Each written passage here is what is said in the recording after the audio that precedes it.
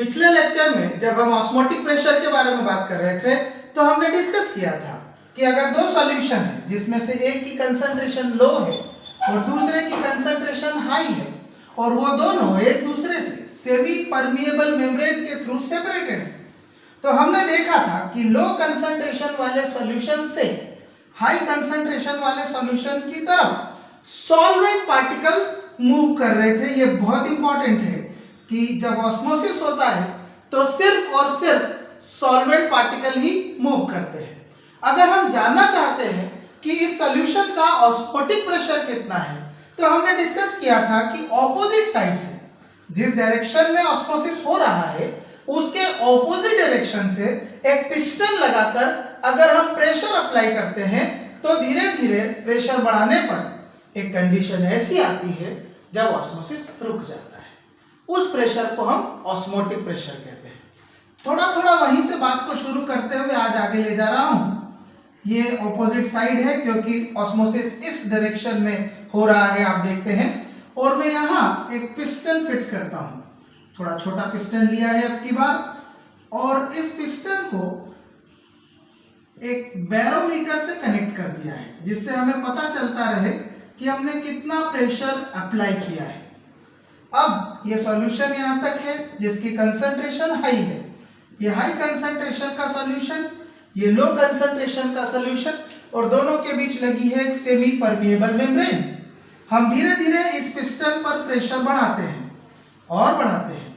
एक कंडीशन ऐसी आ गई जब इधर से लगने वाला प्रेशर और इधर से सॉल्वेंट का लगाया जाने वाला प्रेशर दोनों बराबर हो गए और जैसे ही ये प्रेशर और ये प्रेशर बराबर होते हैं ऑस्मोसिस रुक जाता है। इस प्रोसेस को हम कहते हैं ऑस्मोसिस और इस वक्त जो प्रेशर लग रहा है उसको हम बोलते हैं ऑस्मोटिक प्रेशर। अब मेरे दोस्तों, अगर ऑस्मोटिक प्रेशर से भी ज्यादा प्रेशर हम यहाँ अप्लाई कर देते हैं, अगर ऑस्मोटिक प्रेशर है 1.2 और हम उधर से प्रेशर लगा देते हैं 1.3, तो अगर हम ऑस्मोसिस की अपोजिट डायरेक्शन से उतना प्रेशर लगाते हैं जो ऑस्मोटिक प्रेशर से भी ज्यादा है तो क्या होगा? गैस, बिल्कुल सही गैस किया आपने। ऑस्मोसिस ऑपोजिट डायरेक्शन में होने लगेगा, यानी कि ज्यादा प्रेशर लगाने पर ऑस्मोटिक प्रेशर से भी ज्यादा प्रेशर अगर हम इधर से लगाते हैं तो ऑस्मोसिस ऑपोजिट डायरेक्शन में होने लगेगा, यानी कि ऑस्मोसिस होने लगेगा हाई कंसंट्रेशन से लो कंसंट्रेशन पे। It's a miracle, isn't it? So my dear friends, osmosis will start taking place from a solution of high concentration to a solution of low concentration if we apply a pressure greater than the value of osmotic pressure in the direction opposite to that of direction of osmosis. Then this phenomenon is known as reverse osmosis. Reverse osmosis. बहुत कम चीजें ऐसी है दोस्तों जिसके full form से ज्यादा उसका abbreviation famous है, उसका शॉर्ट फॉर्म फेमस है। रिवर्स ऑस्मोसिस को आप कहते हैं आरओ और आप सबके घर में लगा है। तो this is the basic technology of reverse osmosis that we use in water purifiers on smaller scale at our home and on larger scale on industrial level और on the level of water supply of the entire city. Reverse osmosis is a very important technique for water purification. How does it work in water purification? Let me tell you. ये हम ले लेते हैं गंदा पानी, contaminated water, और of course उसमें बहुत सारी गंदगी घुली हुई है और इसलिए वो concentrated है, उसकी concentration ज्यादा है। फिर यहाँ हम ले लेते हैं साफ पानी, उसकी concentration बहुत कम है क्योंकि उसमें गंदगी घुली हुई नहीं है। ऐसे सॉल्यूशन के सेट हमने ले लिए, दोनों में सॉल्वेंट कौन है? दोनों में सॉल्वेंट पानी है। गंदे पानी में भी सॉल्वेंट पानी है और साफ पानी में भी सॉल्वेंट पानी है। अब ये शहर का गंदा पानी है, इस गंदे पानी पर हमने प्रेशर लगाना शुरू किया। वो प्रेशर की वैल्यू ऑस्मोटिक प्रेशर से जब ज्यादा होने लगती है तो उस गंदे पानी में से सिर्फ पानी, गंदगी नहीं, सिर्फ पानी इस सेमी परमिएबल मेम्ब्रेन से होकर इस तरफ आने लगती है और इस तरह से गंदगी पीछे छूट जाती है, कंटेमिनेशन पीछे छूट जाता है, डर्ट पीछे छूट जाता है और प्यूरिफाइड वाटर, सिर्फ वाटर उस पार से इस पार आता है due to application of pressure which is greater than the value of osmotic pressure.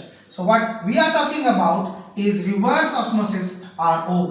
अब ये साफ पानी बढ़ता जाएगा और गंदे पानी में से पानी पानी इधर आएगा, गंदगी पीछे छूट जाएगी.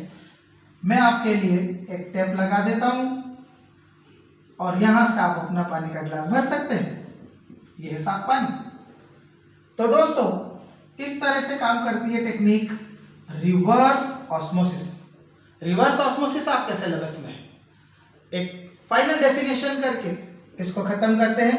When pressure is applied from the direction opposite to that of osmosis which is greater than the value of osmotic pressure, then osmosis is taking place from high concentration to low concentration.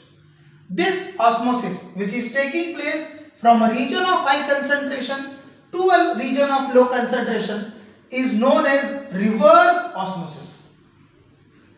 अब बात करते हैं एक mathematical aspect के बारे में कि हमारा ऑस्मोटिक प्रेशर जो कि एक कॉलिगेटिव प्रॉपर्टी है वो नंबर ऑफ पार्टिकल से कैसे रिलेटेड है. और फाइनली हम एक डेरिवेशन की तरफ पहुंचेंगे जिससे पता चलेगा कि किसी सॉल्यूशन का ऑस्मोटिक प्रेशर और उसमें डिसॉल्व किए हुए सॉल्यूट का मॉलिक्यूलर वेट आपस में कैसे रिलेटेड है. चलिए शुरू करते हैं. अगर हम आइडियल गैस इक्वेशन की बात करें तो वो थी PV इक्वल्स टू nRT. सही याद आ रहा है आप लोगों को? 11th क्लास में स्टेट्स ऑफ मैटर में आपने पढ़ा था आइडियल गैस इक्वेशन. हम सॉल्यूशन में आइडियल गैस इक्वेशन को यूज तभी कर पाएंगे जब हम ये इमेजिन करेंगे, जब हम ये मान लेंगे कि हमारा सॉल्यूशन एक आइडियल गैस की तरह बिहेव कर रहा है. हालांकि ये बड़ा मुश्किल है, प्रैक्टिकली तो गैस भी आइडियल गैस की तरह बिहेव नहीं करती, पर फिर भी हमको साइंस में बहुत सारी चीजें अज्यूम करनी पड़ती है. तो चलिए अज्यूम करते हैं कि हमारा सॉल्यूशन एक आइडियल गैस की तरह बिहेव कर रहा है. अब अगर हमारा सॉल्यूशन एक आइडियल गैस की तरह बिहेव कर रहा है तो उसका ऑस्मोटिक प्रेशर P की जगह मैं लिखना पसंद करूंगा pi V equals to nRT. What is this? Volume. Yes, volume है वॉल्यूम ऑफ सॉल्यूशन और वो भी लीटर्स में. n क्या रिप्रेजेंट करता है? Number of moles. किसके? Number of moles of solute. R बोलिए बोलिए. हाँ, यूनिवर्सल गैस कांस्टेंट. इसकी वैल्यू के बारे में मैं बात करूंगा थोड़ी देर के बाद. और T टेम्परेचर. पर पूरा बोलिए एब्सोल्यूट टेम्परेचर. जब जब टेम्परेचर को कैपिटल T से रिप्रेजेंट किया जाए तो आपको इसको एब्सोल्यूट टेम्परेचर मानना है और केल्विन स्केल पर रिप्रेजेंट करना है मेरे दोस्तों. तो चलिए डेरिवेशन शुरू करते हैं. हमने मान लिया है कि हमारा सॉल्यूशन एक आइडियल गैस की तरह बिहेव कर रहा है और इसलिए हमने इक्वेशन बनाई है पाई V इक्वल्स टू nRT. पाई यानी प्रेशर, ऑस्मोटिक प्रेशर को यही रहने देता हूं, इक्वल्स टू nRT. वॉल्यूम का साइड चेंज करते हैं, डिनोमिनेटर में चला जाएगा. It becomes n/V RT, number of moles of solute upon volume of solution in litres. Yes, you guessed it right. It is number of moles per litre यानी कि molarity. तो मुझे लिखना पड़ेगा osmotic pressure equals to molarity into RT. तो molarity की value रखने के लिए एक सिंप्लीफिकेशन करते हैं. मोलैरिटी का मतलब होता है number of moles of solute upon volume of solution in litres into RT. ये हो जाएगा ऑस्मोटिक प्रेशर. और अगर नंबर ऑफ मोल्स भी गिवन ना हो तो आप बहुत आसानी से नंबर ऑफ मोल्स की जगह लिख सकते हैं weight of solute upon molar mass of solute. तो हम यहां लिखेंगे osmotic pressure equals to weight of solute, of course ये ग्राम में होगा, upon molar mass of solute into, दोस्तों वॉल्यूम हमको लिखना है, इनटू वॉल्यूम ऑफ सॉल्यूशन। अब अगर वॉल्यूम ऑफ सॉल्यूशन आप मिलीलीटर में लिखना चाहते हैं, क्योंकि ज्यादातर न्यूमेरिकल्स में सॉल्यूशन का वॉल्यूम मिलीलीटर में ही दिया होता है, तो मैं यहाँ वॉल्यूम ऑफ सॉल्यूशन मिलीलीटर में लिखता हूं। और ऐसा करने के लिए ऑपोजिट साइड पर मुझे 1000 से मल्टीप्लाई करना होता है, इनटू भूल न जाना R into T। This is what relation of osmotic pressure with molar mass of solute। यहां पर R यूनिवर्सल गैस कांस्टेंट है दोस्तों, और ये यूनिवर्सल गैस कांस्टेंट की वैल्यू अलग अलग यूनिट में अलग अलग हो सकती है। 0.083 लीटर इंटू बार पर केल्विन पर मोल, लीटर बार पर केल्विन पर मोल। ये वो यूनिट है जो ज्यादातर न्यूमेरिकल्स में ऑस्मोटिक प्रेशर के केस में यूज होती है। अदरवाइज आर की अलग अलग यूनिट्स होती हैं और अलग अलग वैल्यूज हो सकती है, क्योंकि वो इंटर कन्वर्टिबल है। ये एक यूनिवर्सल कांस्टेंट है, इसकी वैल्यू तो पूरे यूनिवर्स में हर केस के लिए सेम है, पर जैसे यूनिट बदलती है तो वैल्यू भी बदल जाती है। यहां ऑस्मोटिक प्रेशर के केस में ज्यादातर न्यूमेरिकल्स में प्रेशर बार में दिया होता है, इसलिए हमारी कन्वीनियंस के लिए हमने आर की वैल्यू रखी है 0.083 और यूनिट रखी है लीटर बार पर केल्विन पर मोल। दोस्तों, अगर हमारे पास कोई दो सॉल्यूशन है जिनके ऑस्मोटिक प्रेशर की वैल्यू अलग अलग है, एक की ज्यादा तो दूसरे की कम, तो दो सॉल्यूशन में से जिस सॉल्यूशन के ऑस्मोटिक प्रेशर की वैल्यू ज्यादा है उसे हम कहते हैं हाइपरटोनिक सॉल्यूशन, हाइपरटोनिक सॉल्यूशन। और दूसरा जो सॉल्यूशन है जिसके ऑस्मोटिक प्रेशर की वैल्यू इसके कंपैरिजन में कम है, उसको हम कहते हैं हाइपोटोनिक सॉल्यूशन। अब मान लीजिए कि एक तीसरा केस है जहां दो सॉल्यूशन के ऑस्मोटिक प्रेशर की वैल्यू बिल्कुल बराबर है। If you have two solutions having identical values of osmotic pressure, तो ऐसे सॉल्यूशन के पेयर को हम कहेंगे आइसोटोनिक सॉल्यूशन। अगर कोई दो सॉल्यूशन जिनके ऑस्मोटिक प्रेशर की वैल्यू आपस में बराबर है, यानी कि वो दो सॉल्यूशन आपस में आइसोटोनिक है और उनको एक सेमी परमिएबल मेम्ब्रेन की मदद से आपने अलग किया है, उनको रख दिया जाए, इस तरह से सेटअप कर दिया जाए, तो आप बताइए ऑस्मोसिस किधर से किधर होगा? है ना सवाल इंपॉर्टेंट। अगर दोनों के ऑस्मोटिक प्रेशर की वैल्यू बराबर है तो दोनों तरफ से इक्वल प्रेशर लगेगा, और अगर दोनों तरफ से इक्वल प्रेशर लगेगा तो दोनों प्रेशर एक दूसरे को कैंसिल आउट कर देंगे और इस तरह से ऑस्मोसिस होता हुआ दिखाई नहीं देगा। किसी भी तरफ से सॉल्यूशन का कोई भी पार्ट, सॉल्वेंट या कुछ और, किसी दूसरी तरफ जाता हुआ दिखाई नहीं देगा, यानी कि एक फिजिकल इक्विलिब्रियम, एक स्टैटिक इक्विलिब्रियम दोनों के बीच स्टेब्लिश हो जाएगा। न्यूमेरिकल करते हैं ऑस्मोटिक प्रेशर से रिलेटेड। आप लिखिए, मैं भी यहां लिखता हूं। If 12 grams of a solute is dissolved in water to prepare 2 liters of aqueous solution, the solution is isotonic with m/10 aqueous solution of glucose, then calculate molar mass of the unknown solute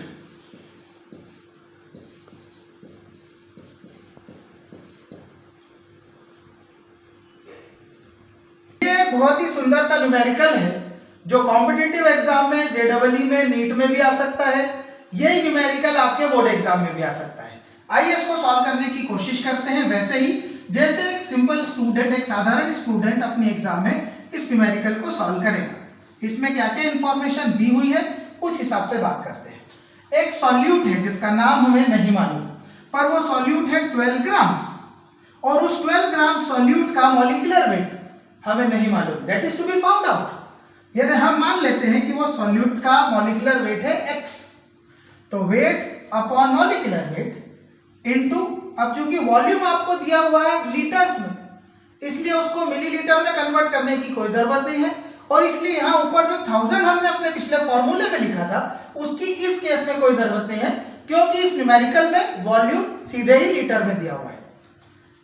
weight upon molar mass into 1000 की जरूरत नहीं, RT, और denominator में होता है volume of solution, और volume of solution यहां दिया हुआ है 2 litres. So that will be equal to osmotic pressure of the unknown solute. इस अननोन सॉल्यूट का कोई नाम रख देते हैं, समझ लेते हैं, इसका नाम है x। So osmotic pressure of unknown solute x solution is 12/x into RT upon 2। इसको हम मान लेते हैं इक्वेशन नंबर 1। क्वेश्चन में दिया हुआ है कि ये सॉल्यूशन आइसोटोनिक है ग्लूकोज के उस सॉल्यूशन के साथ जिसकी खुद की मोलैरिटी है m/10। m/10 मोलैरिटी, यहाँ रफ वर्क में मैं आपको दिखा रहा हूं, m/10 मोलैरिटी देखकर कभी भी डरिएगा मत। इसका मतलब होता है 1/10 मोलर, यानी कि मोलैरिटी की वैल्यू है 1/10। तो क्वेश्चन में दिया है कि जो सॉल्यूशन बनता है ऐसा, वो आइसोटोनिक है ग्लूकोज के उस सॉल्यूशन के जिसकी मोलैरिटी है 1/10, यानी पूरी की पूरी मोलैरिटी आपको गिवन है इनटू RT। अब क्वेश्चन में कहा है कि दोनों सॉल्यूशन आइसोटोनिक है, यानी πx is equal to pi glucose. बस अब करना क्या है, दोनों की वैल्यू रख देते हैं। वैल्यू रखते हैं 12/x into RT upon 2। This is osmotic pressure of unknown solution, and that is equal to osmotic pressure of glucose solution, that is 1/10 into RT। अब सॉल्व कैसे करेंगे, बहुत सिंपल है, RT से RT कैंसल। अब आपको सिर्फ x की वैल्यू निकालनी है, तो हम साइड चेंज करते हैं, x को ले जाते हैं राइट हैंड साइड पर और बाकी सारी चीजों को कर देते हैं लेफ्ट हैंड साइड पर। 12 लेफ्ट हैंड साइड पर ही था, वही रहने दीजिए, अपॉन 2 लेफ्ट हैंड साइड पर ही था, वही रहने दीजिए, और ये 10 राइट हैंड साइड पर डिनोमिनेटर में था, इसे शिफ्ट करेंगे तो ये आ जाएगा numerator. So x equals to 12 into 10/2, 2 से कैंसिल हुआ 6 times, 6 into 10। Yes, this is your answer 60। So the molecular weight और molar mass of the unknown solute is 60। इस तरह से कोई भी न्यूमेरिकल जो आइसोटोनिक सॉल्यूशन से रिलेटेड है वो आप बहुत आसानी से कर सकते हो। ऑस्मोटिक प्रेशर का कोई दूसरा न्यूमेरिकल जिसमें आइसोटोनिक सॉल्यूशन नहीं हो, वो तो हमारे पिछले फॉर्मूले से ही किया जा सकता है, जिसमें हमने मोलैरिटी इनटू RT के साथ इक्वेट किया है ऑस्मोटिक प्रेशर को। तो दोस्तों, ऑस्मोटिक प्रेशर के बारे में ये जो आज हमने डिस्कशन किया, ये डिस्कशन आपकी ना सिर्फ 12th एग्जाम में काम आएगा, बल्कि जेईई और नीट एग्जाम में भी आपको बहुत हेल्प करेगा। अगर आज का कंटेंट आपको पसंद आया है तो हमारे चैनल को लाइक और सब्सक्राइब कीजिए, और हाँ, बेल आइकॉन दबाना मत भूलिए।